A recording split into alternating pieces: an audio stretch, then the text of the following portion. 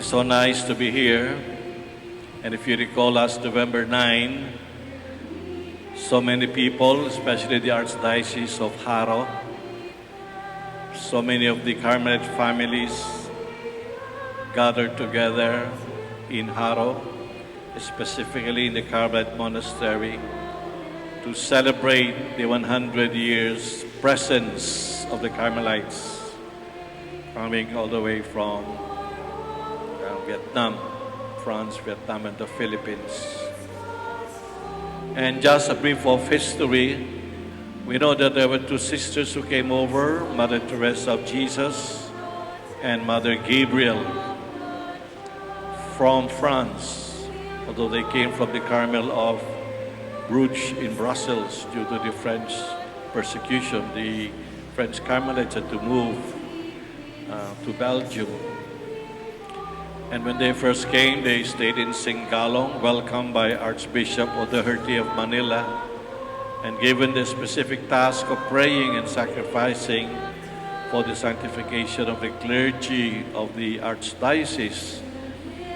And the beautiful thing is this, that even at the beginning of the start of this foundation, we already have two Filipinas who joined them. Later on, she would be called Mother Angelina and would establish the Carmel of Angeles and also the Carmel of Baguio. And Sister Laurenciana, who would have the prestige of being remembered as the first extern Carmelite sister. And all throughout those years, November 24, 1926, Carmel, moving from Singalong, have moved here thanks to the generosity of Doña Magdalena Hemady, the donor of this land where our church is constructed, dedicated in 1935. And all throughout the years, sisters come and go, trying to embrace, live out the Carmelite charism and of being of great service to the church. The Carmel of Gilmore, established 97 years ago.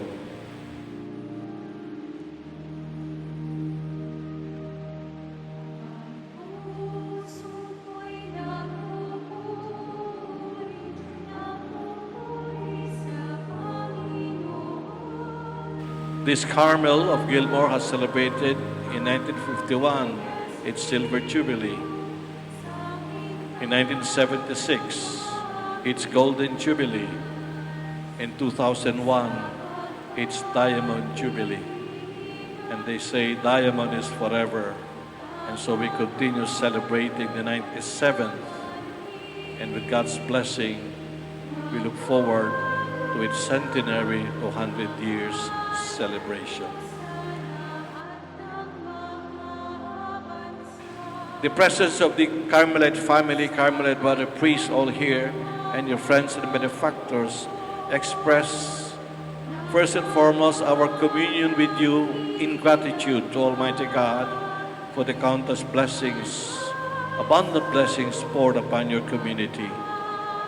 Equally, we're here to express our gratitude for all your sacrifices, for your fidelity in being servants of the church in contemplation.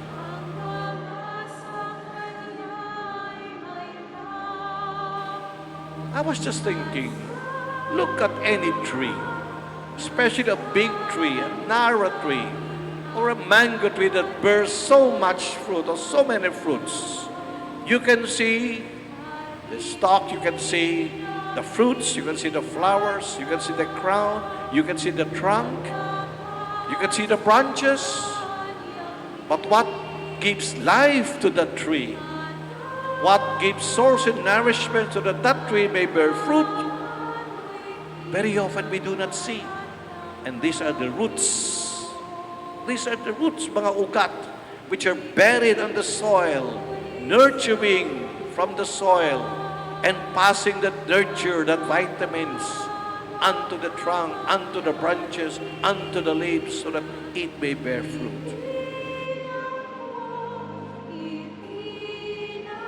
That is what Carmel is all about. That is what contemplative is all about. They are not meant to be seen, because they are deep rooted in the very heart of the one that will give sustenance, power, strength, and vitamins, so that the tree, the church, may bear fruit. Cut the roots, the tree will die. Take away the contemplative life, the church in a way can weaken. And so, my dear sisters, as we congratulate you for reaching this 97th year, and as we reunite ourselves with you towards the 100 years, I'm reminded of that quotation from T.S. Eliot, one of my favorite quotations, who said, speaking of growing on in years, he said, as we move on in years, here and there does not matter. We must be still and still moving to greater intensity and deeper communion. With Therese and Our Lady of Mount Carmel, you will be blessed in a manner unimaginable, in a manner God knows best.